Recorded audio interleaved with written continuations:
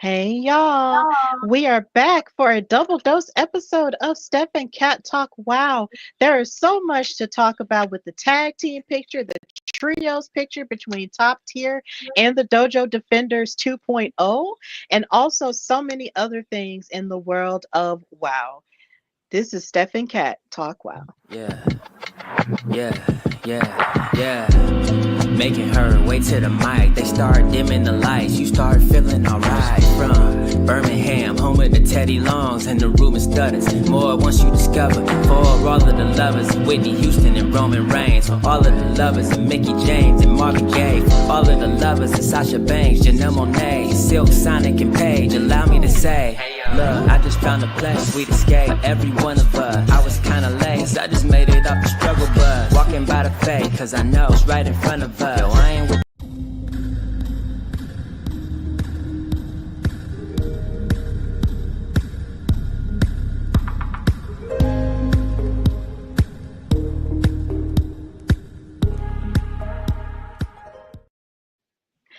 Hey y'all, welcome to a new episode of Steph and Cat Talk Wow, brought to you by the Hardy Wrestling Podcast and In Cat We Trust. We were gone for a minute, but now we're back with the Wow jump off. Life has been lifing, but we are still here, surviving and making our way through it. I'm your girl, Stephanie Hardy, host and creator of HWP Extra, and co host of this lovely show before you. But I'm not alone. I am with my tag team partner, my um, good friend, my um, one of my great inspirations, creator of In Cat We Trust, author, supermom, backstage correspondent, the best backstage correspondent in all of New York and New Jersey. Just constant great person, Katrina Blake. How are you, Kat? You always get like the best intros. I am okay. I feel like I look like disgustingly tired. I feel like my eyes look crazy right now. Mine too. Yeah. I'm like, ew, I look yucky. But I'm okay. I'm happy to be here. I know it's been a really weird couple weeks. Sorry guys. It's like I feel like every time I'm like, okay, I got this done. No, here's like the other things, and so I do apologize that I've been gone a few times, but I'm here. Yes. Yeah. It's okay. I mean, like I said, life has been lifing and we've been trying to move through it. But of course, as wrestling continues to evolve and women's wrestling continues to push boundaries, we are here on this amazing show. And I am just really grateful for it. And I'm grateful to be sharing this space and to be a part of this space with so many amazing people. And in talking about amazing people, we do have to recognize that there has been a loss in our women's wrestling sisterhood in terms of media, and we want to acknowledge the passing of Nikki Bougie. And when me and Katrina started at the other place together, and shortly afterward, there were other amazing women who came on with us. And Nikki Bougie, along with Drion Santana, came together because Nikki did share with me in the interview that I had with her in HWP that they were already friends beforehand. And when we all came together and just seeing her and meeting her and seeing her passion and her force and everything that she was passionate about in wrestling, whether it was with the women or even in the men's division. And also, even particularly on today, it's Thursday, TNA Thursday. She left TNA. It's just been amazing to have her in my corner, even though we might not have been like as close as her and Santana were as the Salt Shakers, the most dominating tag team in all of women's wrestling media. She was friendly with me and she shared a bit with me, and I'm really grateful to have had her in my corner to root me on whenever I wanted to start anything new, like in writing or something like that. She was always supportive. She always watched a number of my shows whenever she could and commented whether we agreed on things or not. So we just had that respect for each other. And I am very sad that she isn't here because I had imagined a world for us after everything that had happened.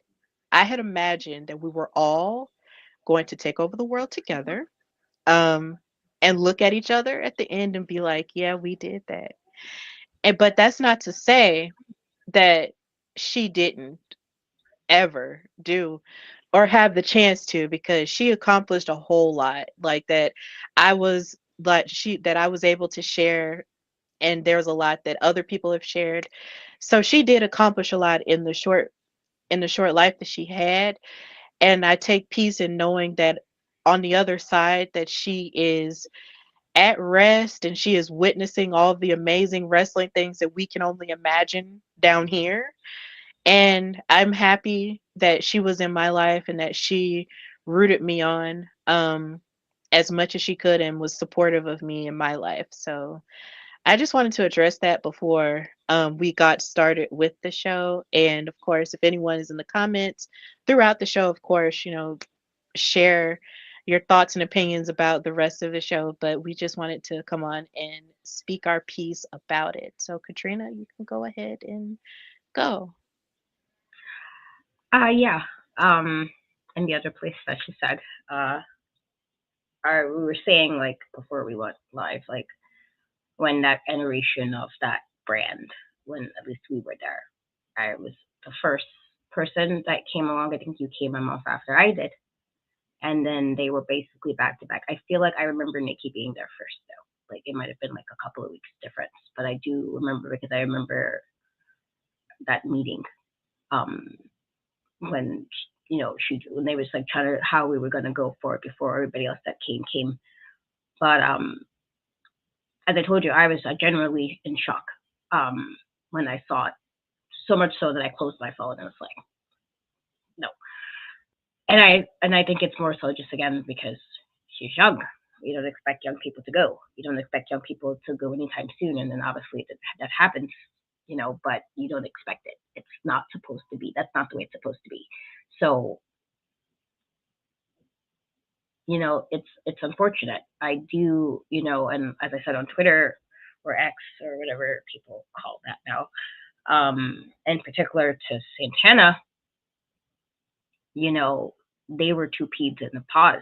Like I feel like without there was not one without the other. I feel like even on, if there was a time they might have had to like step in for somebody and they weren't together, I still feel like then they would be in the comments on the other like commenting or whatever. And, you know, for the time I remember she did tell me when she started watching wrestling, and she wasn't watching it as maybe as long as some of us might have been watching it. Like I was watching very, very young age. But when she got into it, she did say that how she knew, okay, I like this, and I felt like she showed that all the time when and in particular to TNA, she rooed for that brand, she rooed for that company, she rooed for those wrestlers, so much so that even sometimes when I met a wrestler and they realized we were from the same place, they knew exactly who Nikki was. And this happened to me a couple of times, and it was like they knew who she was by me saying. And it was like, oh, and I'm like, yeah, and and that's I feel like that's the kind of dedication you want to have when you're working in a space like this that can be very toxic at times and can be really and yucky. You want at least and even sometimes jaded, to an extent. You've been a wrestling fan for a long time, and then things like, oh, it's not great or it's whatever, and you might have a storyline or a wrestler, or the case may be. You want people that's in the space to actually care about what they're watching, where it's not like not crazy care where you're like being weird and threatening people because they don't agree with you, because see not from her, but like care enough where she's gonna ride for the brand and not in a weird way. And it's just unfortunate. It truly is. Um, I've been seeing Trey Miguel's posts, and I hope he's okay. Like I said, everybody knew she loved him. If you didn't, you bullshit. You knew. Everybody knew she loved him. That was her guy. Like, she's all the time, that was her guy, that was her guy, that was her guy, and and I saw his post, and that then made me sad again, just like the level of just it feels lost, and so to her like family and like really close friends, I do send my love. Like I said, I've been there, and it sucks, and I can't even say it'll get better because it may get better, but it's not gonna feel like that for a long time. Um, and so I send my love. I hope where she's at, she's at peace and that she's happy, and it's whatever it is that she wants. I know it was a bit of a struggle after we left with certain situations of trying to figure out how to move forward from that and do what you love to do without any issues and all that stuff.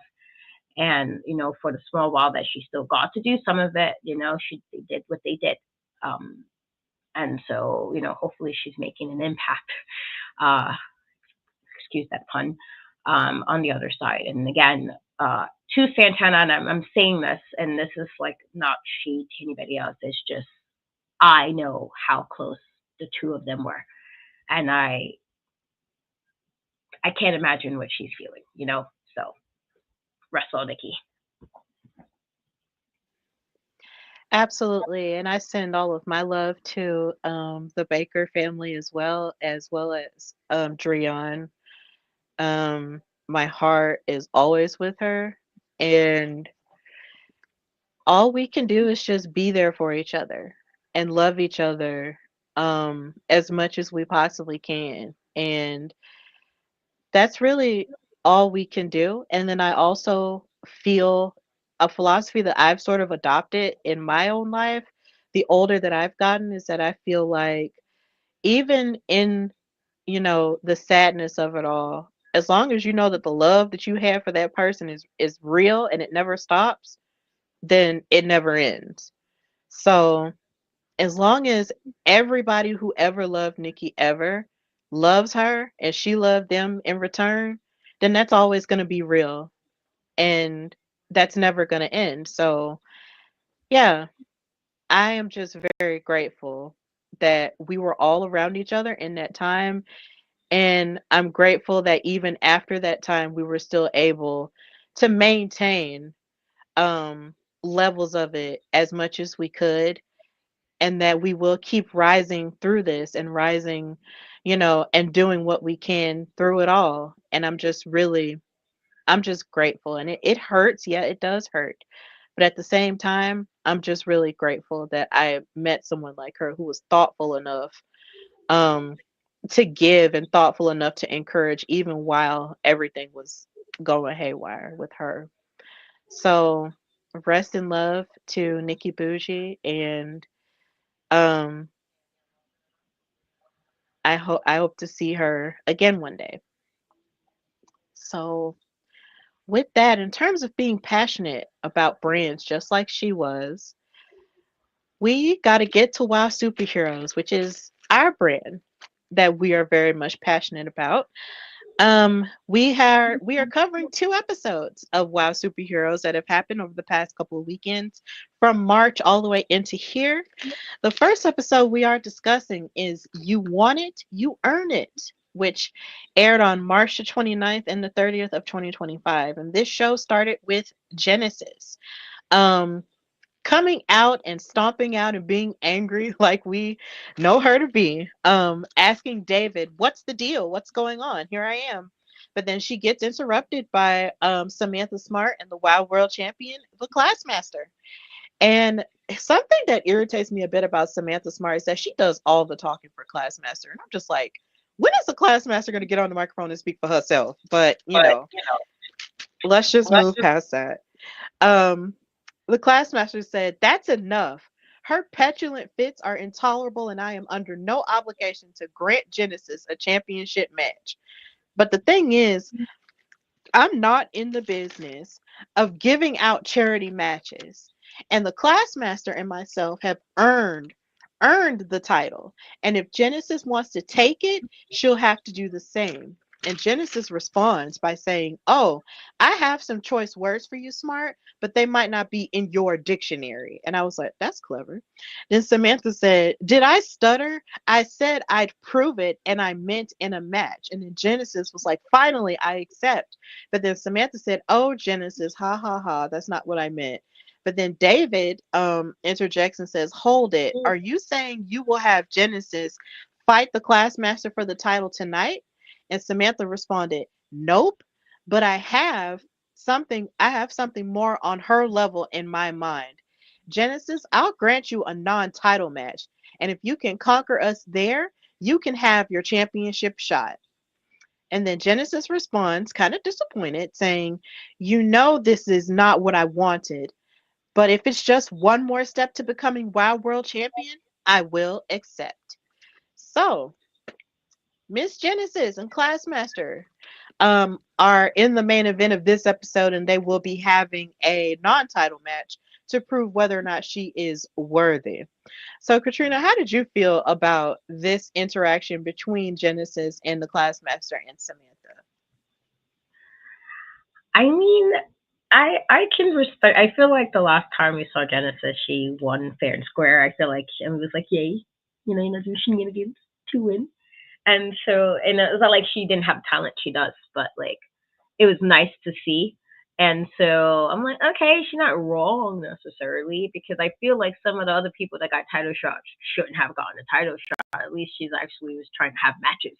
Now, sure, she was doing some shenanigans of them, but I feel like she was still having matches, hopefully, for that goal. And so I don't think she was wrong. Having it be a non-title match, I was like, now, girl, I feel like that's always the heel's response. Like, oh, you want a match? Sure, but not for the title. I feel like that's always the let's put the title aside where we like supposedly issue worthy. Like let's not act like Genesis is not good. I feel like that was a very weird way to say it. Like she's new and came in like I'm about to come take the title. She's been there for a long time, actually longer than Classmaster. So let's not do that. But I thought it was a good exchange. It made sense to me. And I feel like because Genesis has had her thoughts about where she belonged and how she wanted things to go. This is the person. Sometimes you gotta just say this is what it is, and I respect that. I respect the person who could be like, no, this is what it is. This is what the situation is. This is what we're doing, and I'm okay with that. I'm like, you know what, you're not wrong. So it was good. Good open.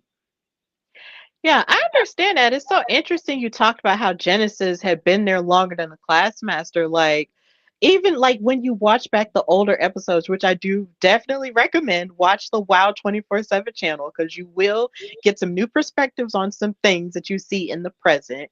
Like, Genesis really has been there for a long time. You could classify her as a Wow OG at this point. And to watch her have to claw and scratch so hard for a Wow World title shot is kind of interesting to think about. But then there's also another twist in the story of her training for this opportunity here again that we're going to discuss, that she did post on social media. But in the midst of that, it is just kind of interesting to see her have to climb her way, up against someone like the Classmaster who sort of just, powered her way through. And then of course when it comes to the smarts and the cunning of Samantha Smart, there was just no way she wouldn't have had it's just like a combination of just the two greatest things. You have a really smart mind and a really brash and strong woman, and putting those together is just like explosion of doom. But but either way, like this was a really great exchange. I liked it. Genesis is passionate and she's just ready for her moment in the sun. So after this, we go to our first match, which was Paola Mayfield, the Colombian GOAT, with Adeline Maverick, Katrina's enemy, versus Chantilly Chella.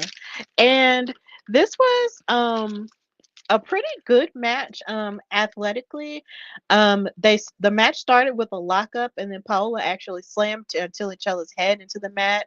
Paola and her hard hitting style was pretty much trying to get the upper hand. Her hard hitting style was sort of going up against Chantilly Chella's agility, grappling, and kickboxing skills. You had sort of like one tier going up against all of Chantilly's three tiers of wrestling, but Paola did hold her own in this match, and so I won't take that away from her at all. Chantilly actually hit like an arm drag series, but as she was hitting this arm drag series, how about Aveline decided to interfere as Chantilly was climbing the top rope? Then Paola threw Chantilly off the rope and then kicked her multiple times and gave her a drop kick to her hiney parts. And I was just like, girl, I didn't know we were doing drop kicks to the butt now.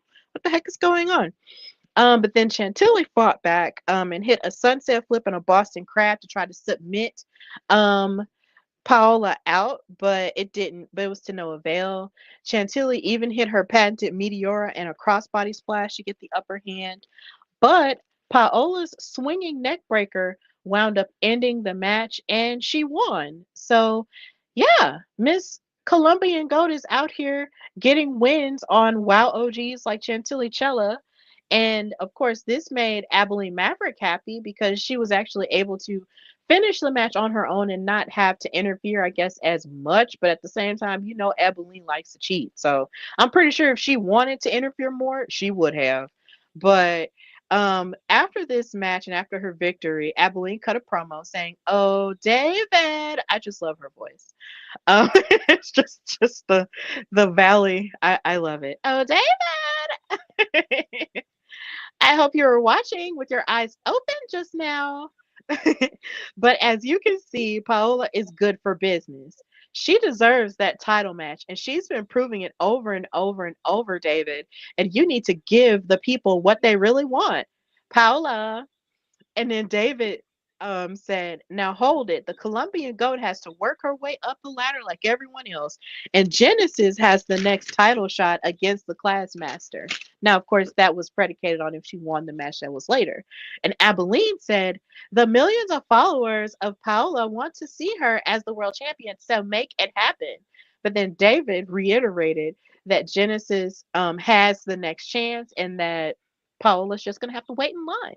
So after that, they showed a recap of the saga of Big Rick Betty and Holly Swag and announcing the fatal four-way tag team match that was set to take place that we will talk about in this episode.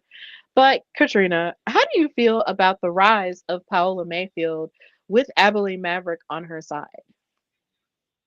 I mean, Abilene don't need to be there, but I guess we can't win them all. Um, but no, she did win the match clean, and so I was okay with that because I wasn't sure with Abilene being out there, was she going to not do shenanigans? I feel like Abilene is always into nonsense, and I wasn't sure how that was gonna go. So I was, I was glad that she won, clean. With that being said, I was a bit surprised because I was like, Chantilly?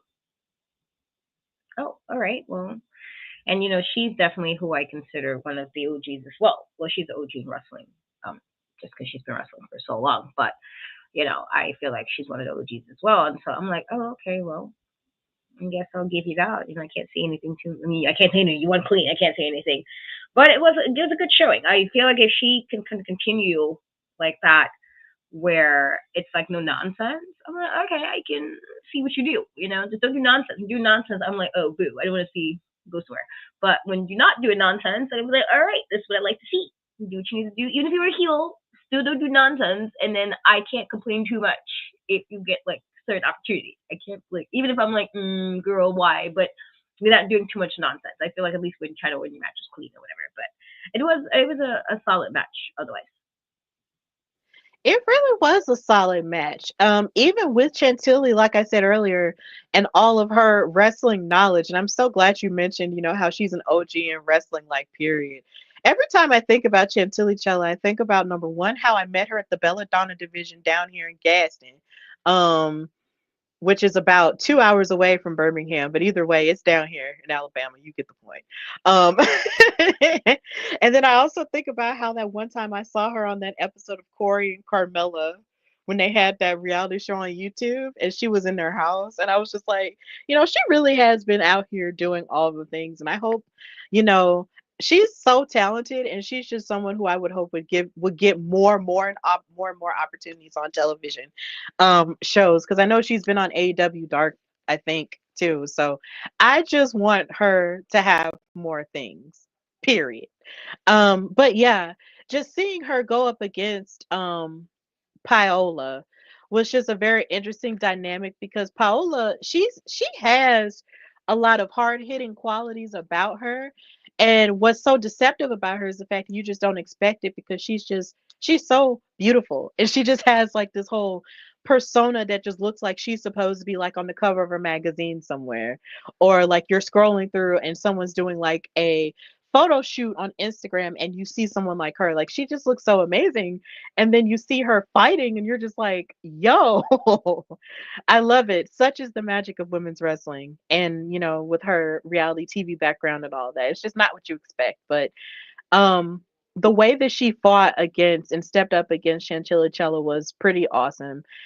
Even with Abilene Maverick, trying to do everything to get her girl on top. But something that I do wonder about her though is that even though they say that Abilene isn't really clear to wrestle yet, a part of me wonders if Abilene would even, well, let Paola get to the top without her, I guess, in a sense. I'm wondering, like, is there a level of which Abilene would feel a sense of jealousy the higher she gets or the more victory she gets, and then she'll stab her in the back and be like, I made you. And then be like, I could wrestle the whole time. I was just using you. I don't know. My imagination runs wild.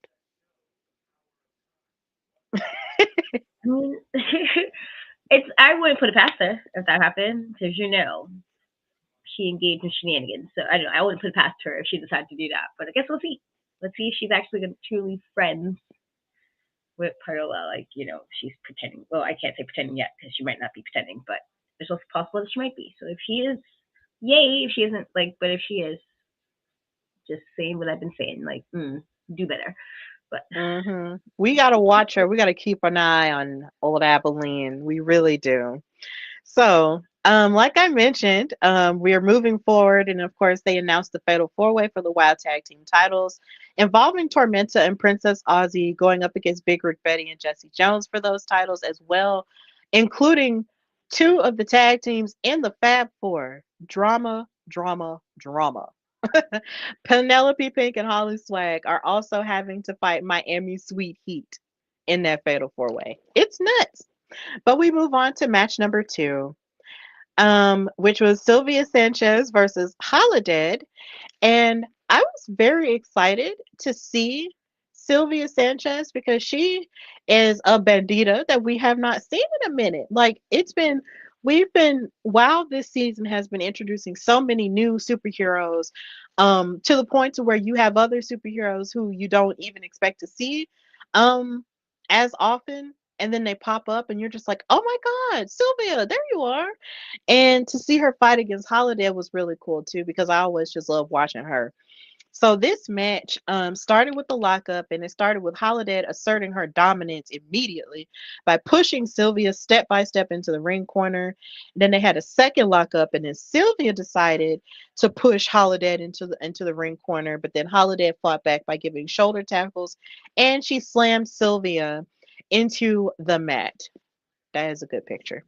Um, Holiday got sidewalk slammed in this match against Sylvia, and then she wound up having her arms locked into the rope, and Sylvia also hit another sidewalk slam to her, just trying to break Holiday down because, of course, once you break someone as imposing as Holiday down, you can basically just defeat them and break them down piece by piece. But Holiday wasn't having that because Miss Ma'am is powerful. She hit a spine buster onto Sylvia for the 1, 2, 3. But there was a little bit of, I guess, a miscommunication with the way the count went down. Because it looked like maybe Sylvia was trying to kick out, but then it was counted as three. But either way, it's a victory for Holiday, and I won't question that. But yeah, but oh yeah, I'm getting ahead of myself in my notes.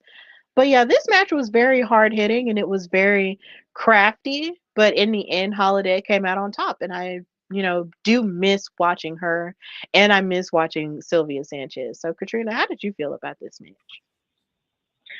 oh no, it was definitely a good match, right? And it has been a while since we saw Sylvia in particular. I accept it. I was like, oh, okay, because it feel like it's been I want to, is it been a few months I think since we last seen her on a match, and so it's and there's this no shady shade hitting the new girlies. It's not that. It's just when you're used to seeing somebody. At one point, Sylvia was new, when she came in, and so it's more so you're like, oh, you want to see all the girls because all the girls come. You want to see all them, and obviously you can't fit every girl every week or every show, but like it's always nice when you're like, oh, there she is, okay, even if she also engaged in shenanigans. But I thought it was a good match. And, as I say all the time, I'm a huge Holodead fan, even when she's heel, because I just feel like she really, like, just brings people in when she wrestles. I feel like that very, like, truly. And so I like that one. She's still Holodead, in WoW. And it's not, they didn't change her name or anything like some of the women who are wrestling in multiple places. Their names gotten changed or whatever. But I do think that it was a good match, and it did look like it was a bit of a referee issue, but otherwise, it was good. I just, this is more of a me thing, just in general. I think they need to be better. The referees be doing nonsense to me. Like a lot of time, I'm like, how do you not? Let's get this, please. Let's get this together. Um, Sometimes they be doing, they be not seeing stuff. They'll be doing stuff. I don't know. I feel like they be slacking sometimes, But good match. Yeah, it was a good match. And honestly, you are right about, growing accustomed to seeing a lot of superheroes' faces on the show, and then all of a sudden you just don't see them anymore. You're just like, oh, where's this person? And then when they pop back up, you're like, hey, familiar friend, I love you.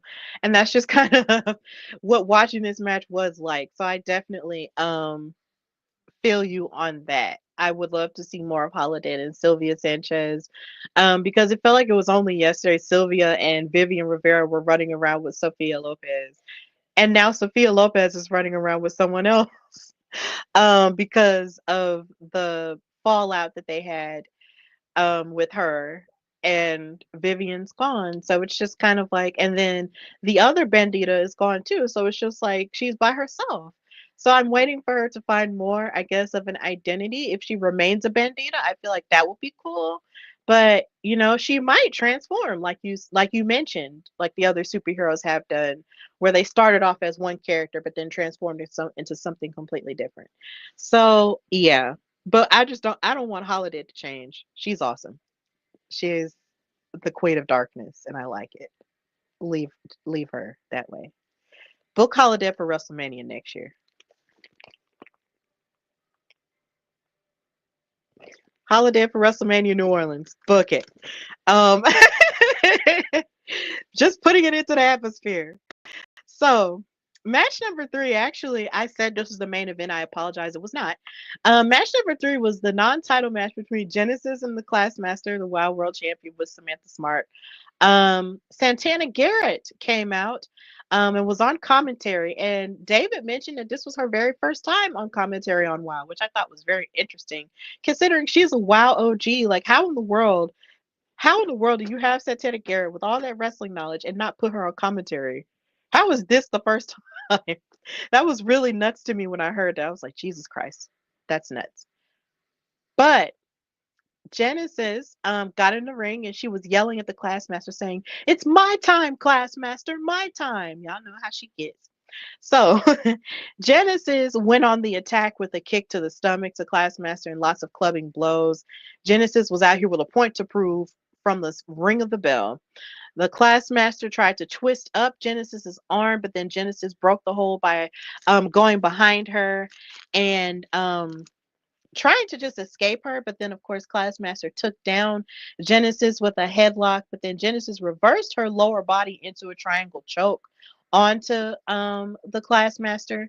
The thing that I loved about watching Genesis here in this match is that she was finding ways to not only break Classmaster down, but also just trying to make her tired and just, choke her out if that was necessary.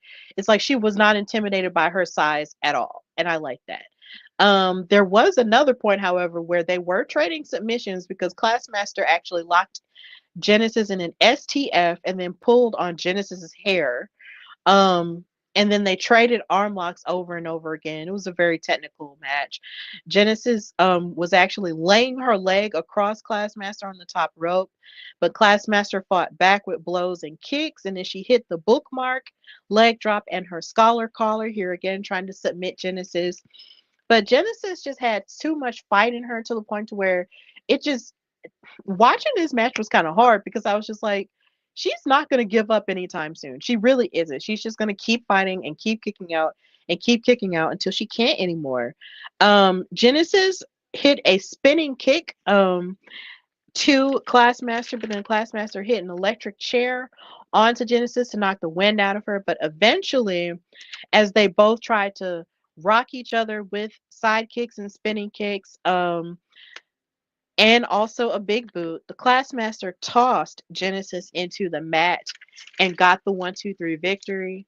So Genesis, I guess at this point, does not get her opportunity at the Wild World title because Classmaster defeated her in non-title action. And Samantha did not have to cheat this time for her.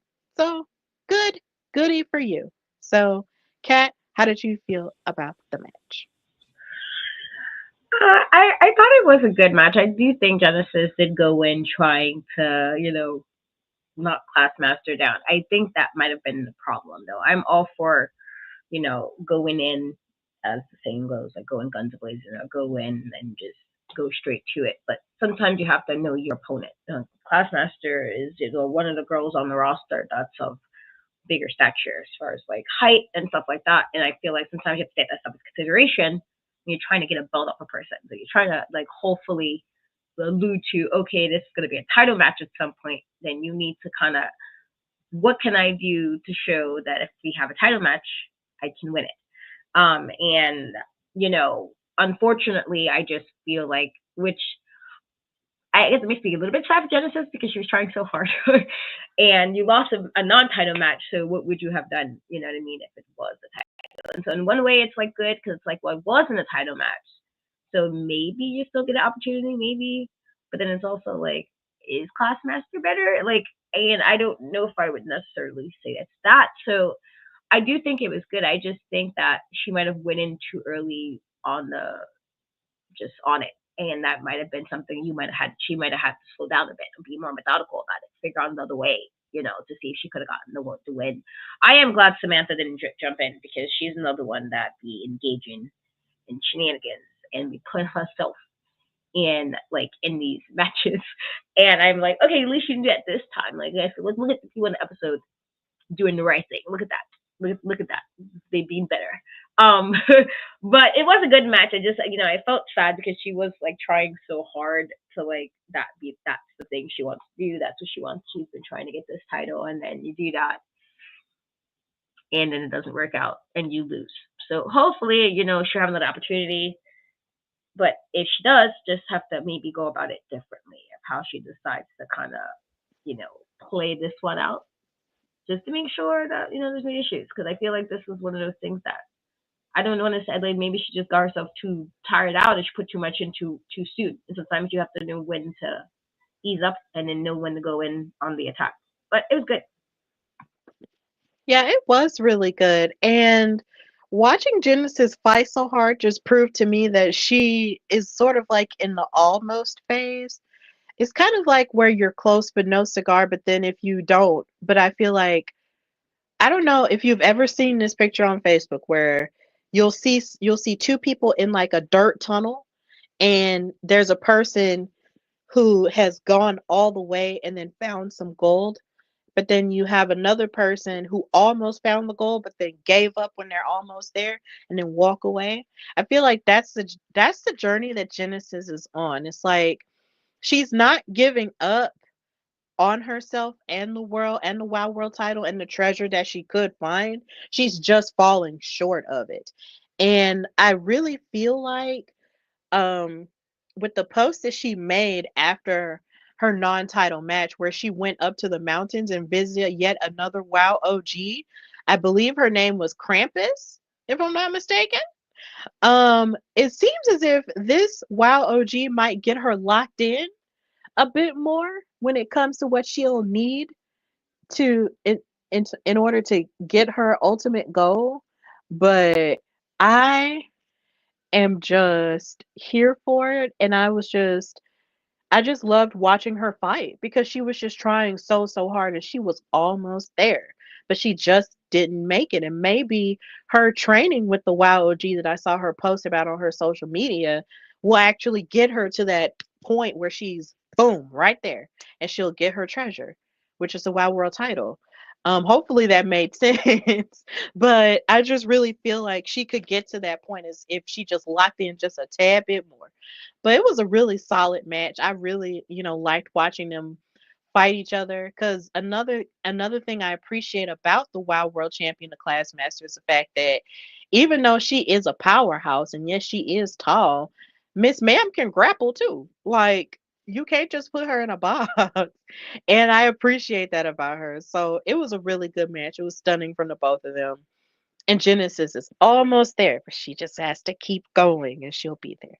So yeah, after that match, we got a recap of the war between the Dojo Defenders 2.0 and Top Tier. They showed how Ashley Blaze is just trying to recover from that attack that Top Tier had actually, put on them and everything. But in the midst of it, they were still wanting to fight for the honor of Terror Strike and just get their upper hand on Top Tier and all of the things. And at this point, I'm just gunning for. I just want the Dojo Defenders to take the trios titles from them. So we get to the main event, which was Top Tier versus Kara Kai, Ashley Blaze, and Xena Phoenix. And Xena and Kara go on the attack to Top Tier. And this was a revenge match. This wasn't for the trios titles, but hopefully this will lead to them having a chance. But they got to the ring without Ashley Blaze because, of course, she had a nagging injury from that last attack. And, they asked her if she was okay. And she said, yeah, I'm fine. But as it turns out, it wound up worse than we thought. And she comes out in the middle of the match on crutches and she beat up on Crush with the crutches. And I was just like, yeah, beat up on her with the crutches, even though it wasn't technically legal, but hey, whatever. Um, if they want to attack people, it's like if they can dish it out, then they should be able to take it.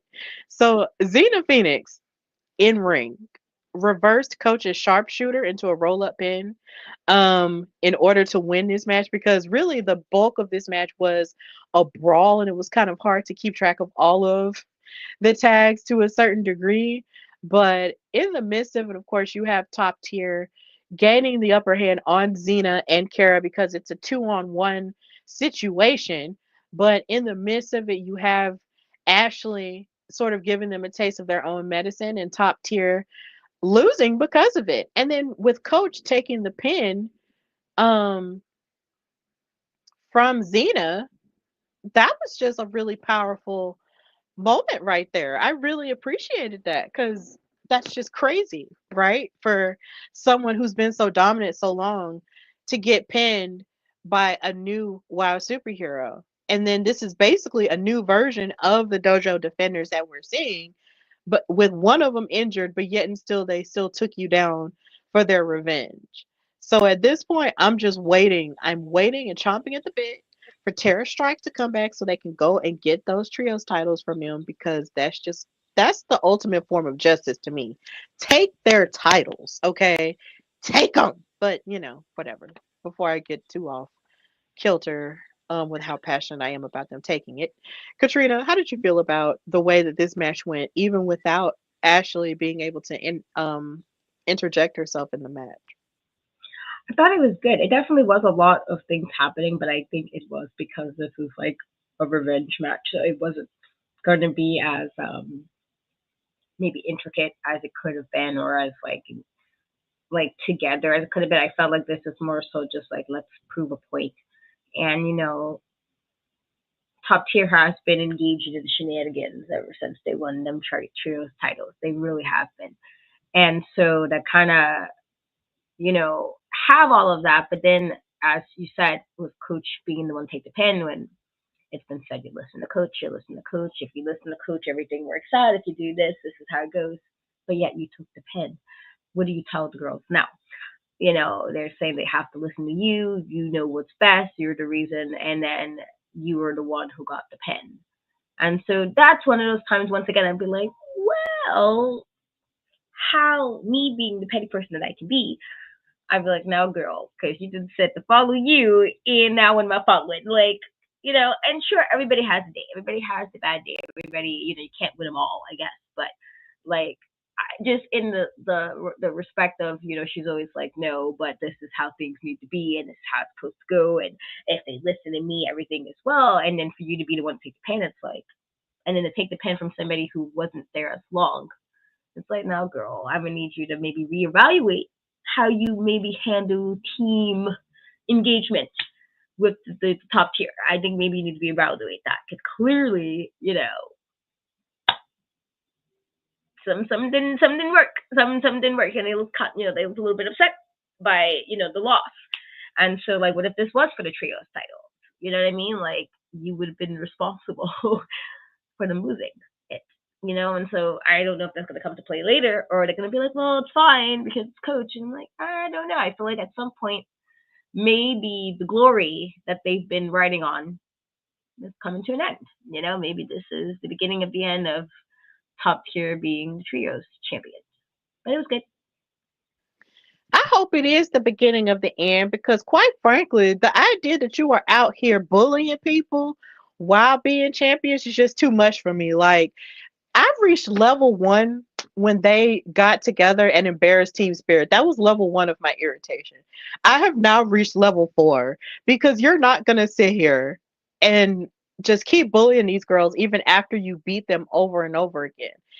And something that scares me a lot about Coach is the fact that whenever things don't go her way, she does get very aggressive about it, to the sense to where it's like she hones in on it, and I'm almost afraid that that would actually wind up benefiting top tier in the end, because you've seen her in the way that she treated Team Spirit and the way that she treats top tier, and how she had Crush on probation, just for losing and taking a pin. And a part of me wonders, would she even put herself on probation? Like you said, like, how do you coach your girls after you took the pin from Xena Phoenix? A girl who wasn't even in, who didn't even make her debut in a trios team. She made her debut as a single star. So how in the world do you even make that make sense? I agree with you in that sentiment, Kat. Like, how? And it's just, I'm just ready for them to get their just desserts. And if they just, I just want them to just be so angry that they lose focus and just finally lose, because they just don't deserve those trios titles anymore to me. They are not acting like champions. They're acting like entitled crazy people. And I just don't like it. I don't like it at all. I just don't like it anymore. And I just want the dojo defenders to get their full level of justice. Um, and if that means, them taking the title, then so be it. But yeah, I'm kind of over top tier and their cute little outfits. I mean, I love their outfits and I love the colors and everything, and I will most likely get a top tier shirt. But deep down inside, they just irk me with just their bullying tendencies. I'm just like, come on, stop it. And I just hope that we'll see a trios championship match down the line at some point between them. But that is how you want it, you earn it, and it. And that was a pretty solid and action packed episode. And we're moving now into the more dramatic episode of WoW, which came on last weekend, called Well, Four's Definitely a Crowd. Um, the first new episode of April, April 5th, April 6th is when it aired. Um, I feel like this month just started and now it's getting away. What is happening? WrestleMania is next week. Katrina, I'm gonna have a meltdown. I heard a commercial about Mother's Day today. My dad's birthday is coming up. It's just so much. I'm sorry. I just went on a whole existential rant for no reason. But time really is moving by fast, y'all. In the No, midst of it all is.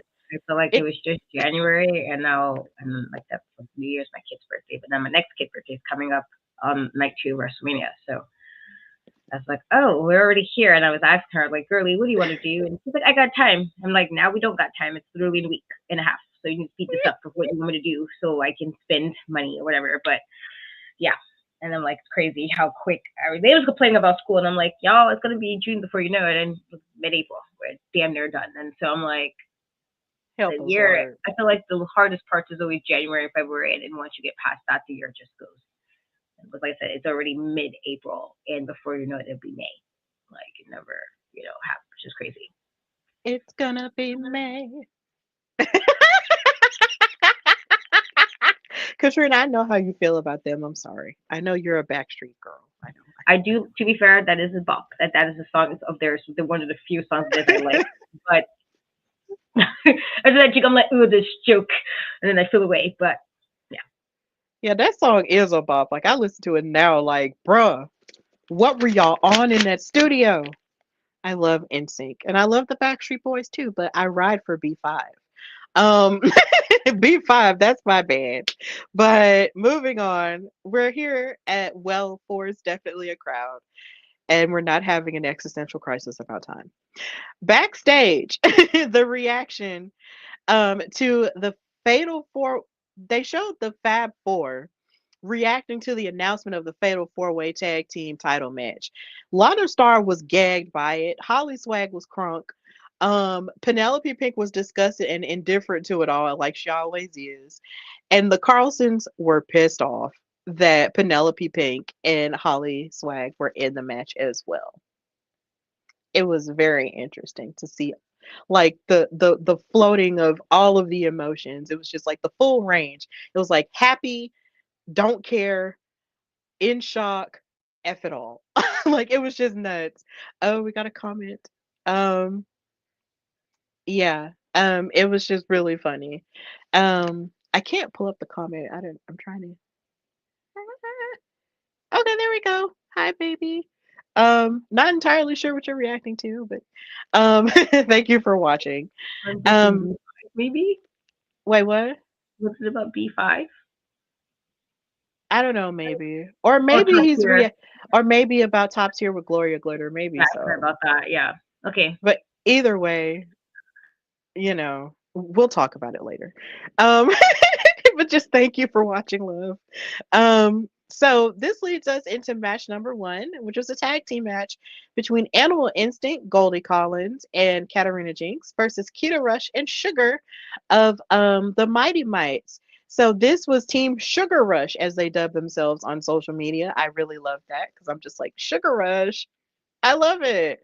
I love puns. So I thought that was really cute. But a part of me was like, where's Spice at? Where is Spice? Is Spice coming and bringing back, Chemical X? I don't know. But moving forward, the match started with Sugar and Katarina Jinx. And Katarina started the match with a kick to Sugar's stomach, and that was a little bit much for her. But then Kat ran into the ropes and then tagged Goldie in, and then Keta tagged in. And then she rolled under Goldie Collins and then lit her up with a whole bunch of kicks. And she tagged in Sugar, who and Sugar and Keta Rush hit a double elbow to Goldie. And Sugar wound up hitting a lucha arm drag and a blow to Goldie's chest. Katarina and Sugar went back and forth with a lot of their fighting, but then Katarina actually kicked Sugar and clawed her in her back for a 2 count. This is a very hard hitting match here. Goldie and Kat hit a double clothesline to Sugar, and Keta wound up breaking up the count because she really wanted this win. And here again, this is another superhero we hadn't seen in a minute. So Sugar wound up battling back with kicks to Animal Instinct, and then she tagged in Keta Rush. And Keta Rush hit a drop kick series to Goldie. But Goldie and Katarina hit the pause for effect for the win after knocking Sugar off of the apron. And Animal Instinct won. So there's that. They were bragging about it afterward, Goldie and Kitty. Um, Katarina said, now, now, now. Wasn't it wonderful to see us win? Now, I understand there's supposed to be a four-way tag championship match, and we weren't invited. She's another person whose voice I love. She sounds like Cruella DeVille and um, Ursula mixed together. I just love her voice. And then Goldie said, I'm always invited. So when that match ends and the ref counts one, two, three, and the bell rings, whoever walks away with the tag team championships, we are coming for you because we want those titles. So Animal Instinct, won this match, and now they want to come after the tag team titles, and they have their eye on what's going to happen in this fatal four way. But Katrina, how did you feel about this match, and how did you feel about the chemistry of Keta and Sugar with their somewhat matching capes? Because they did look cute, I'm not gonna lie. But how did you feel about their chemistry going up against Goldie and Katarina? I thought it was good. Like Keta Rush is definitely again another OG in WoW. And sometimes she's gone for a bit and then she comes back, and so it was nice to see her. And I don't know where Spice is, and I'm like, is she gone? What's going on? Like, let us know. But I do think just and if she's just standing in, I thought they did well, and I did like the whole Kate thing. I was a little surprised about Animal Instinct not coming out together, and that was kind of weird because I felt like they've been coming together for like since mostly since they kind of put them together that I felt like they had them together, and so it's like came out separate. Is something wrong? Like that was to me was weird because I was just like, why would you? Why? Like, what was the reason for this difference and this episode and other episodes when you guys teamed up? And so that was a bit weird, and I wasn't sure. Like, even though they did win, and even though it seemed like they were still like cool and everything seemed well, it was just that was a little bit odd to me that they came out separately. But I thought the match was good, and like I said, I do like that how different that they are that it works. I feel like they really work. Like it's like those that weird like I don't want to say like the angel devil comp because I don't feel like it's that kind of thing, but just two things that's not supposed to be like you don't think it's supposed to gel or something, and I like that even after all that amount of time, we wasn't sure how this was gonna go with the two of them because at first it was like it didn't seem like they would be cool, but how well is like they're like two different people, but also kind of similar. With like they just love like you got one who loves cats and the other one who loves dogs, and it's like we both animal people. Um, like you're both animal people, you both like the animals, but like it's still very like differences between them, and so I do like that they're still kind of going strong because I was like I wasn't sure what they were gonna do with the team at first, and I actually wouldn't mind even seeing them being tag champs. Like like where it's like a good raid and everything. I wouldn't mind seeing that because I feel like, for a team to get kind of put together in this regard, they've done well. I feel like they really do. But it was good. Yeah, it was good. And I didn't, it's so funny in all of my crazy note taking like a mad person. I did not notice that they made their entrances separate like that. Like that, wow. No pun intended, but geez. I hope that they're not about to break them up before they're about to reach the pinnacle. Like, no, because even though Goldie and Katarina are technically like a heel team, I still love them. I still love them because their opposites attract and they just mesh well. They mesh so well together. So I hope that everything's okay. I don't want them to break up. Not now. Jeez, please, no. Um, so if they ever do become Wild Tag Team Champions, I will be here for it. I would love it. I fully support it. Um, and I promise I'm not just saying that because Goldie's a friend of the pod. I'm saying that because it's true. Um, I want them to be champions. So if that's the case, then hey, go for it. As long as you do it fair and square, that's all I ask. So yeah. After that, we have match number two, which was Fury versus new WoW superhero Catalina Speed with Sophia Lopez, the world's greatest attorney. And on commentary, we have Vicious Veronica Varoom entering the arena on commentary, and she actually sounded pretty spirited. Like she was really excited and locked in to what was going on and becoming a part of the WoW locker room. I liked hearing from her.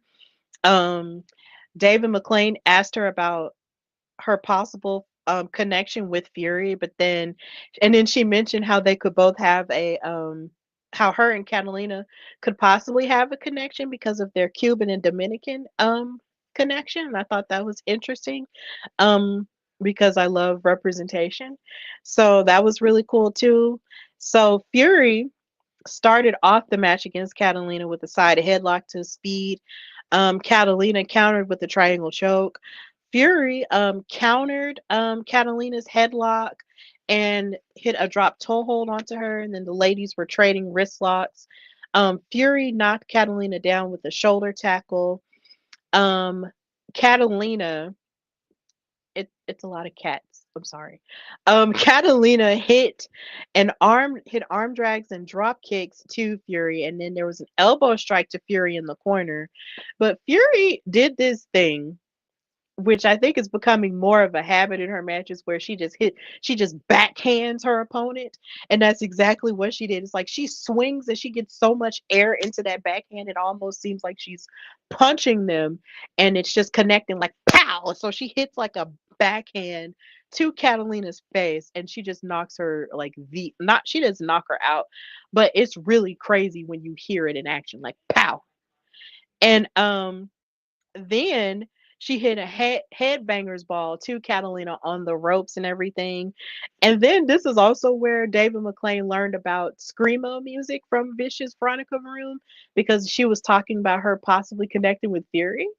And David does not know what screamo is, and I was just like, "Oh, David, never change." He just sounds like, see, he just sounded like an adorable grandpa learning about a form of music he had never heard of before. Just give David his Cool in the Gang and his Luther Vandross, and he's fine. But don't give him no screamo. Um, it was just funny. But Catalina continued to fight back with clotheslines and a spear. But then Fury ultimately hit her Flight of Fury in order to win the match. And Vicious Veronica Maroon celebrated the win from behind the commentary desk. And it was really refreshing to hear from her because it's not so often that you hear from newer WoW superheroes on commentary. So I just liked hearing her speak and hearing how her take on things. She just has a very vibrant way of putting things. So, yeah, Ka- bleh. Katrina, how did you feel about the these cat names are tripping me up. It's like you have Katarina, Katrina, Catalina. Help. How did you feel about the match? I thought it was good. I definitely did appreciate like before it with Fury where it was times where it was like we didn't know where they were like what was gonna happen with the character. And so far every time we've seen her, at least recently, I feel like she's definitely coming more into her own, which is good. And not that I have anything against like trios or tag teams, but sometimes when you're like when a team is gone and then you see a person kind of like flounder because what do you do now? It's like so you figured it out. There's something you're figuring it out. Like even though you're still like semi headbanging and you're still free, like you're figuring out what what you can do as like your own. And so I thought it was a good match, and it was nice to also see Sophia, after everything. Like it's just nice to see her. I just feel like it's good to see her. It's one of those things like it means you're doing well. It means you're doing better, and that's good. And so it was definitely good to see her. But I thought it was a good match, and you said with Veronica, and I believe she's a New Yorker, if I'm not mistaken. And so, you know, hello New York. I'm like, I mean, to be fair, I feel like she's more of a heel in WoW, but it is definitely nice to kind of just you know, it's nice to see like you got the promos or you got the things leading up to her match, but it's also nice to kind of see them slightly added the wrestling element, and I mean like not in the ring. It's a very different thing to be on commentary, as you would know. And while I do not wrestle, um, and nor would I do think it's to not take over a match on commentary, but still be entertaining enough, even as just a wrestler on there. I think she was able to do that well. Where she was like, I didn't feel like they were overtaking the match, but you still was hearing her personality, and you still got to see that, and I thought that was good, and so I enjoyed it. I thought it was good. That was good, bro. What if Vicious Veronica Room busts off on the microphone and says, "I'm the best." On the microphone, in that ring, even on commentary, nobody can touch me. Hit a CM because she was really good. Like I was just like, girl, Veronica, like I want to hear you more. Or maybe it's just because I just love New Yorkers. Maybe maybe that's just the thing. I just love hearing New Yorkers speak. And it's just like listening to just the passion that you guys have. It's just like, yeah, I like it. I like it a lot. But yeah, she just sounded very, intriguing, and she just sounded like she was very into what was happening in terms of the action. So if they ever decide to put her on commentary again, like I'm definitely here for it. But I almost don't want her, even though she was trying to feel out who she would be partnered with, I don't want her to be in a tag team. I want Veronica to be by herself.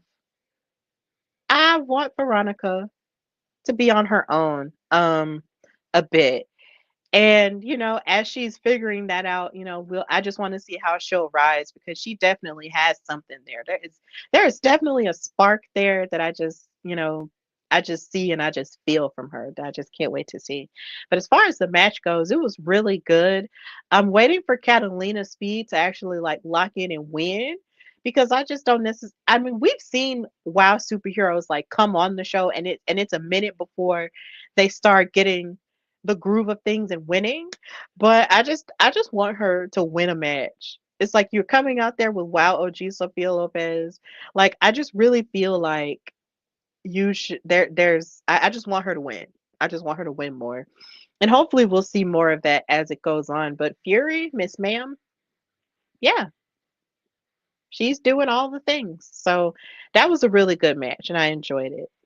Just give us more Veronica on commentary, if nothing else. But yeah, after that we move into match number 3, which was Scout Parker versus Santana Garrett, who we did hear on commentary in the last episode. Speaking of which, Scout Parker has been coming out by herself because Sprout Greens has been having seminars about saving the planet from humans. So that's why we have not seen her. And according to David McLean, we've the WoW locker room has been changed with their recycling of plastic bottles when it comes to their earth consciousness. So I think that's really interesting in terms of making that much of a change when it comes to the things that you choose to use and stuff. So big ups to Scout Parker and Sprout Greens for that. But yeah, Scout Parker is out here by herself and she's fighting Santana Garrett. And of course, Americana has not been on the show either because she's been taking time off with Levi, hence why Santana has been wrestling by herself. So this match was really good. It started off with a lockup. Santana Garrett twisted Scout's arm and then flipped her over her shoulder into a headlock. Scout Parker and Santana Garrett traded wrist locks and side headlocks, and then Scout was pulling the hair of Santana Garrett, just playing a little bit dirty in the very beginning of the match. Scout then kneed the abs of Santana to a 2 count, and then she taunted her and covered her again for another 2 count. Scout proceeded to hit a short hurricanrana onto Santana Garrett and then tried to hit a crossface submission to try to get her to tap out, but then Santana shifted her weight to into a pinning predicament and hit a headbutt and a clothesline. And then she hit her back handspring elbow and bulldog DDT, which is usually where Santana ends her matches. But here again, Scout Parker did not want to give up. So that was a 2 count. Scout failed to execute her sliced bread, which we have seen her execute as ice cold as well. Her sliced bread number 2, and Santana popped Scout in the mouth with a super kick and won the match. So Miss Ma'am Santana has been on a roll, and she cut a promo saying that the WoW universe does not disappoint, and tonight neither did I. This just goes to show, with hard work and determination, anything is possible. And now I am one step closer to the WoW World Championship. So this WoW World Championship picture is getting kind of crowded.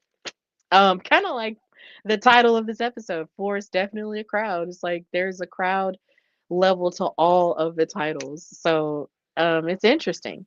So Katrina, how did you feel about the performance of Scout Parker in this match with Santana Garrett? And do you think Santana can be a Wild World Champion again?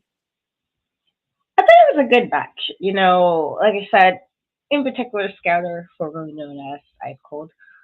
I like that with this new gimmick. We're seeing more of her. 'Cause like I said, at one point with her, I just felt like they didn't know what to do, and so I do like you went to two very different type of gimmicks, but then also environmental gimmicks, kind of like Mr. Freeze and Poison Ivy, if you will. If you don't know, there's a woman there in WoW that looks like Poison Ivy as far as like the way the that hair and the outfit is, but it just kind of gives off that vibe. You got like the nature thing happening, and then you had the ice thing happening.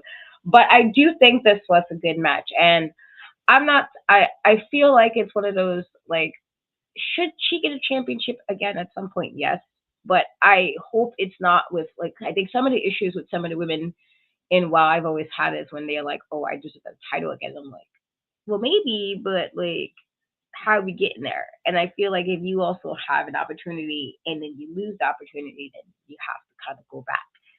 That was one of the things I kind of like when Tormenta just kept getting title shots. And I'm like, girl, like you lost a couple of these. Like how you keep getting back in this is crazy. Or like even with Miami Sweet Heat, and even though there are multiple, tag team like winners, and wow, it's also like, girl, you need like, I don't know if you necessarily need that right now. And so like I feel like it's like it would be nice for her to have a championship again, but I hope it's not in that space where you're like, oh well, I feel like I need to go like right to the top, because I'm like, well, you did lose some of the matches, at least title wise. You did lose them as much as it was sad, and it's like, oh man, it's like I feel like it's one of those you have to like build yourself back up towards. And I don't know if you've done that just yet. And I feel like I can understand the aspiration. I can understand like, oh, this is the goal for myself. But I'm also of the when there's other women also working and there's other women trying to get there. What Hey, makes Kat, are you? you there? Yeah, you don't hear me? You don't hear me? Hello?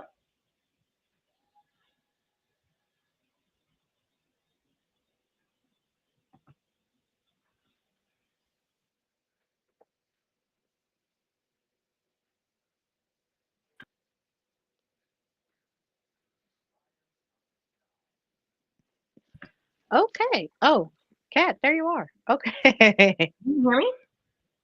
Huh? You didn't hear me?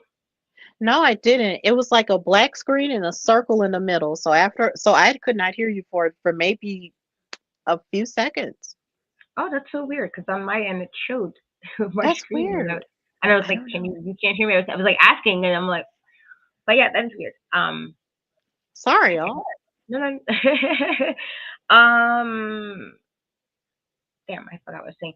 Oh yeah, I was just saying like as like great as Santana is, I do think that if you did lose your opportunity, you might have to just work back at it. Doesn't mean you don't deserve it. I just feel like I'm always like, sometimes I just want to be skipping lines or thinking just because you had a title shot before that put you right back in that spot. That's not what that means. And so if she means as far as she's come for the title, but she's going to work to the title, I'm perfectly fine with that. I just hope it's not one of those weird things like some of the other women have done so far in WoW, where they're like, oh, I deserve it because it's me, or I deserve it because I had it, something like that. I feel like just work yourself away, because there's other women, in WoW who's been working to hopefully get a title shot as well.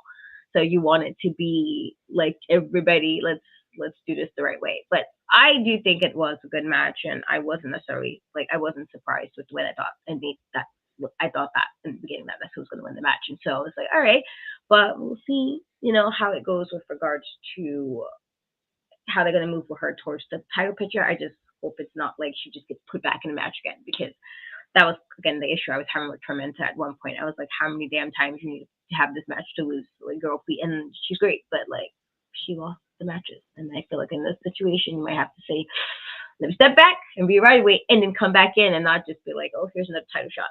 So, but it's good. Yeah, like I love me some Santana. Like I love her. I love the spirit that she exhibits. And I feel like she's not one of those people who would just skip the line in that way. I just feel like the Wild World title is just such a coveted item at this point. It just feels like it's everybody's thing. Like, of course, Genesis just lost her opportunity. So I guess Santana at this point sees an opening that she can, sort of move her way in. But then you also have Paola, who wants to work her way in and try to use her influence, her social influence, to try to get her way in as well. So it's a lot, but it's because it's from a very coveted item and a very coveted title that should definitely be, you know, coveted, because because it's just, that's the top prize in the whole promotion. So I guess, it makes sense. And Santana just doesn't seem like the type of person who would just use, you know whatever, or use nefarious means to get there either. She's a hard worker. So I think she's going to try her best to do it the right way. So I'm not mad at it at all. But we just got to wait and see, because like I said, everybody and their mama coming after it, and it's getting crowded.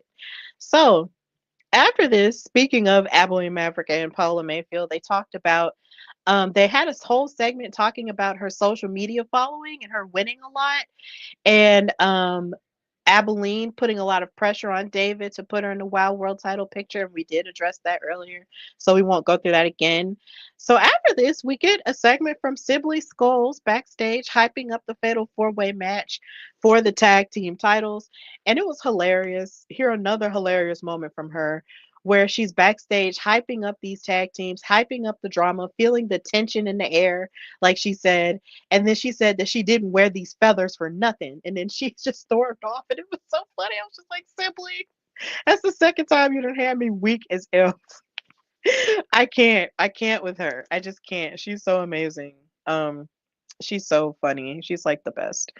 So then after that, they talked about what we're going to see this weekend on WoW. We're going to see more of a continuation of the beef between top tier and the Dojo Defenders, with Xena Phoenix and Ashley Blaze. Hopefully this means we'll get a trios match. Hopefully, because I need it in my bones. But we just got to wait and see. So that's what we are looking forward to this weekend. But of course, we're here at the main event, and we are here to talk about this fatal 4-way tag team title match between Holly Swag and Penelope Pink, Miami's Sweet Heat, Princess Aussie and Tormenta, and Big Rig Betty and Jessie Jones. And this disappointed me to a degree, because with the way that the brawl happened at the beginning of the match, it could be argued that this tag team match really should have been just Big Rigs and Bourbon and Princess Aussie and Tormenta. It really should have just been them, on a real tip. But y'all know the Fab Four. They gotta fandangle their way into everything. And that's just how the match started. It really did just start with those two tag teams in there fighting. And I was just like, man, that's really what we should have saw. And it really could have been Princess Aussie and Tormenta. But nope, here we are with this fatal 4-way. Holly was actually clapping for the Carlsons when they came in, and I thought that was interesting, seeing as Lindsay and Laurie have don't have made it clear that they want nothing more to do with Lana Star. But anyway, um, they were brawling, and as I was watching them all brawl, it felt like the Royal Rumble all over again. um, there was just a lot of action taking place. Ozzy and Jessie started the match with grappling and submissions. Um, Big Rigs and Bourbon hit changing lanes to Ozzy for a 2 count. Tormenta and Ozzy actually got the upper hand on Lindsay, because here again, even though this was a fatal 4-way, they were treating it like a tornado tag match, I think, where all the partners were all tagging each other, and it's all just a scramble, not in a disorganized way, but just everyone scrambling to get the upper hand. There was an assisted leg drop that Tormenta and Princess Aussie hit, a hurricanrana to Laurie, and a clothesline, and an assisted code breaker that just looked really sick. Tormenta and Jessie Jones were beating up on Penelope Pink. There was a bit of a moment between Holly and Betty here again, with Betty getting the upper hand because, of course, mother knows best. Listen to your mumsy. But There was lots of twisting of her arms and a double elbow to Holly Swag. The Carlsons actually yanked down Princess Aussie and Tormenta off of the apron to get the upper hand. Holly kicked the crap, gave a sick super kick to Jessie Jones, and then Holly tagged in Lindsay. Um, in kind of a weird sort of way. But then Princess Aussie, got caught up and ganged up on by Miami Sweet Heat, and they hit a double suplex to her. But then Tormenta broke the count, saving her team. Tormenta got ganged up on by Laurie and Lindsey with a 2 count. Then Penelope Pink tags in and knocks everyone out to tag in Holly. She just goes on the attack, starts hitting everybody. And then Betty hits the Jake break on Holly. Then Princess Aussie hit a cutter from down under. Then Holly got her sock of rocks and hit Tormenta and Jessie Jones across the head, knocking them out. And then Big Rig Betty pulled away from the Carlson twins and had them bump into each other. And Penelope Pink and Holly Swag covered them for the 1, 2, 3. And we now have new WoW Tag Team Champions in Penelope Pink and Holly Swag.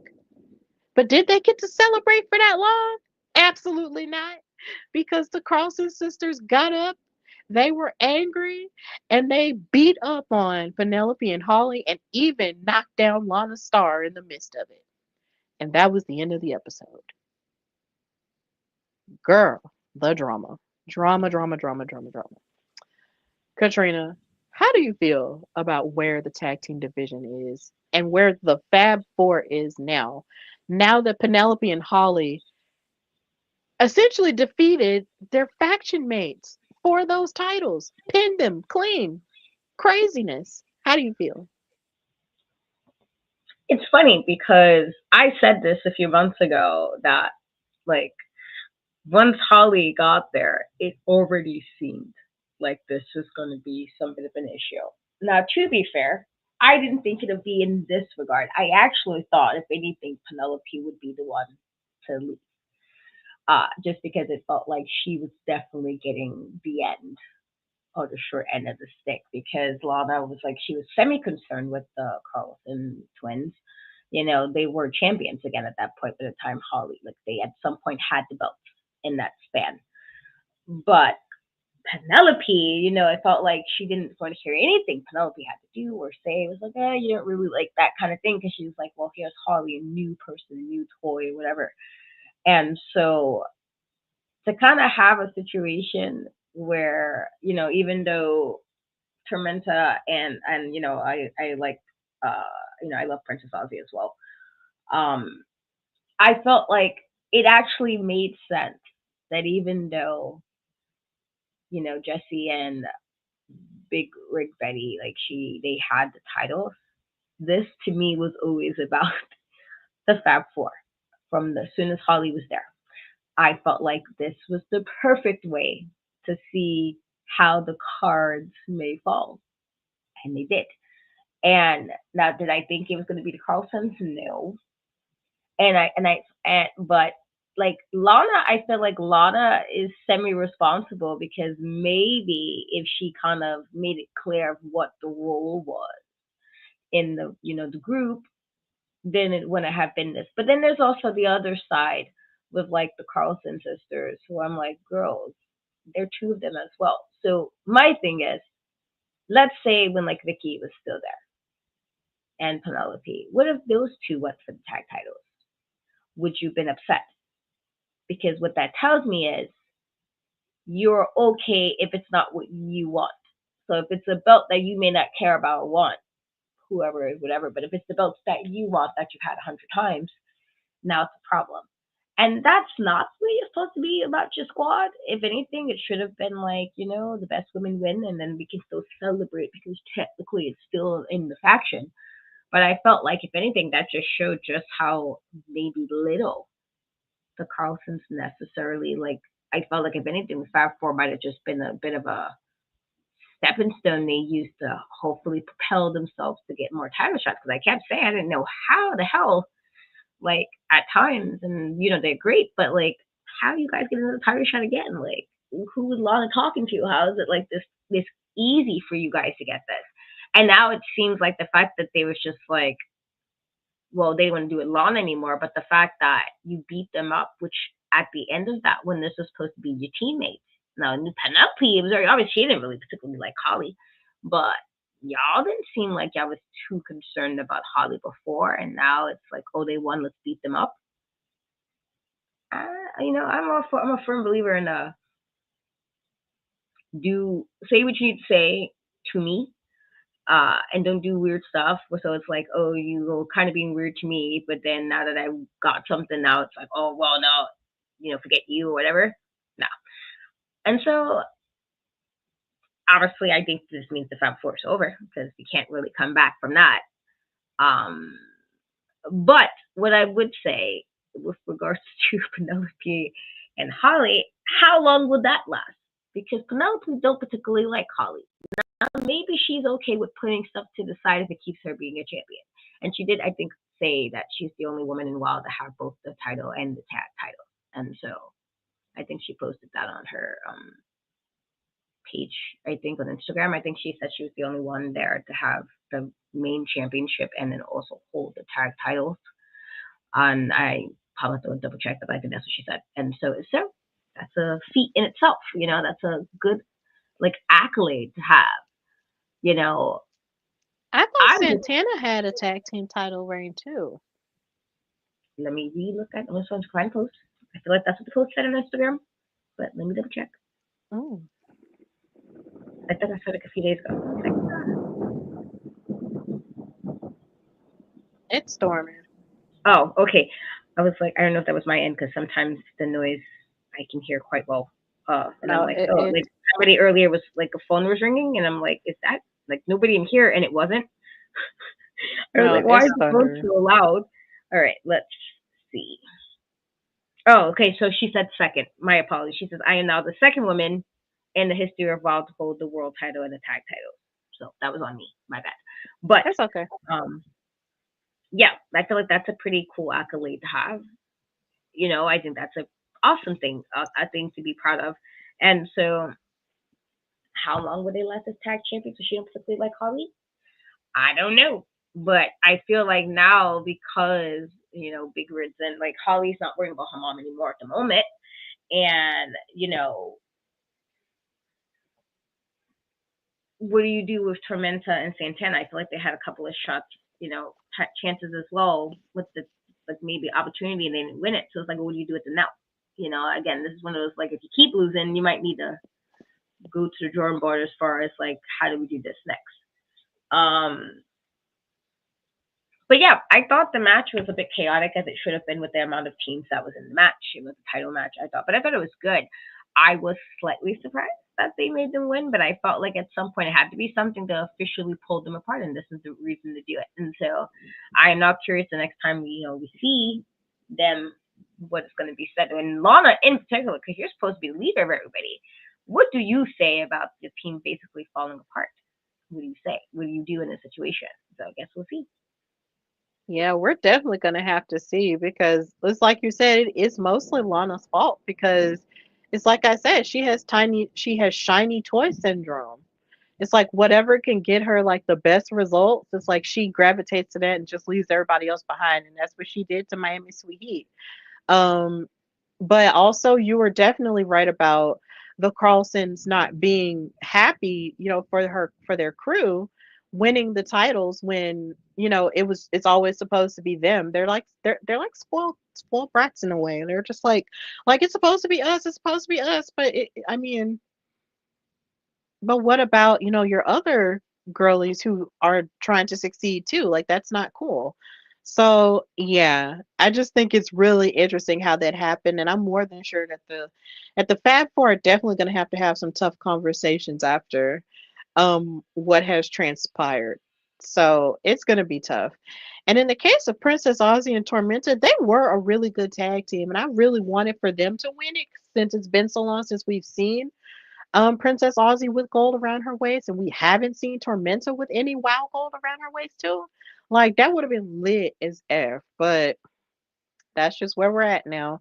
And Holly Swag is now a two-time tag team champion of WoW, and you got Penelope holding it for the first time. And I think it's funny that on social media, Penelope was like, "Oh, I didn't even know this thing was silver. I thought it was gold." That's how self-centered and how focused on singles goals she was. Like, she didn't even know the tag belts were even silver. I was like, all that time those tag titles was around you and you never paid that any attention. Girl, bye. But whatever.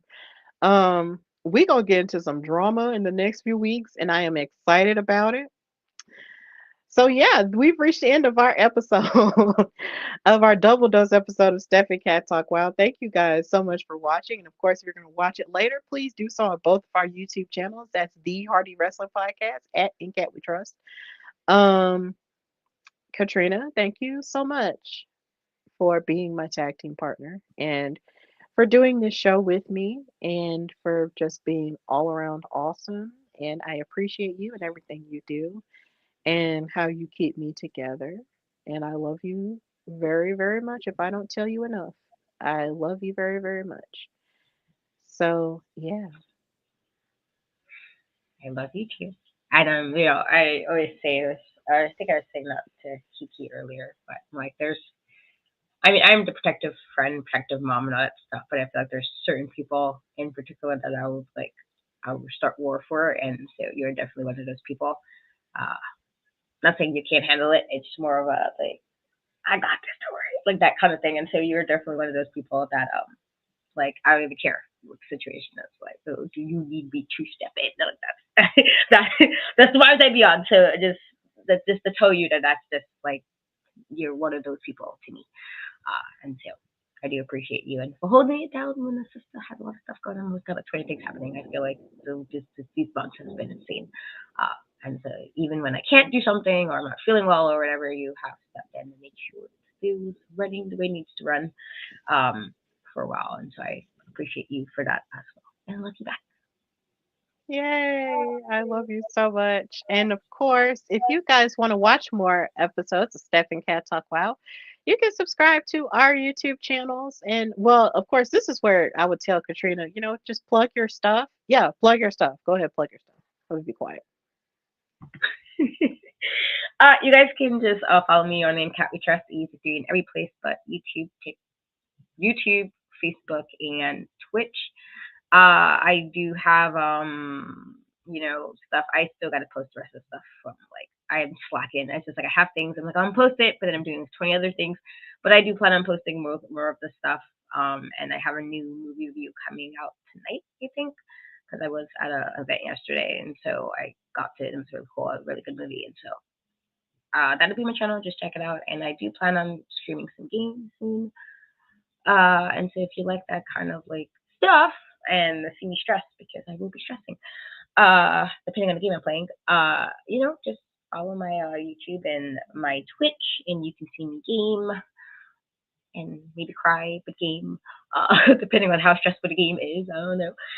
But just make sure you follow all the stuff, all that good stuff. Awesome sauce. And no, you can follow me, your girl Stephanie Hardy, on Instagram and Twitter at Queen Steph Hardy. Follow my show, The Hardy Wrestling Podcast, on Instagram at Hardy Wrestling Podcast. And excuse me, on Twitter at Hardy Wrestle Pod. Subscribe to the YouTube channel. We are on our way to 500 subscribers. So please, please, please get those numbers up. Subscribe, subscribe, subscribe. And anytime you see me sharing clips, you share those clips, you retweet those clips. You send them to your friends on TikTok and all the things. I do have a TikTok account. It's Stephanie_Hardy. I have a Facebook page for the podcast called The Hardy Wrestling Podcast. So follow it if you have a mind to. And just continue to support me on my journey. Next week, I don't know how the episode of Steph and Cat Talk Wow is going to go because travels. Travels are happening and I will be in Las Vegas for WrestleMania. I'm really excited. I'm really stressed out, but hopefully everything will work out the way it's supposed to. And yeah, everything will be fine. Everything is going to be fine. As long as I keep believing it will be fine, it'll be fine. So, Until next time, and we give you some announcements, just check us out and also watch WoW Superheroes. I've seen some people comment on some of my clips of videos of watching WoW, and they say, if you're not watching WoW, you're missing out. And I'm really happy to see that. So thank you guys on TikTok, Michaela the Ring Queen. Thank you for that comment on TikTok about that. And you guys are missing out if you're not watching WoW. So please check out the show. And after you watch the show, wherever it comes on for you, you can watch our show where we talk about it. And there's also another podcast that talks about WoW too. I just can't remember their name right now. I know what their name used to be, but either way, I'm going to figure that out and actually talk about them pretty soon. So, yeah, this has been Steph and Cat Talk Wow, brought to you by the Hardy Wrestling Podcast and in Cat We Trust. And until next time, bye, y'all.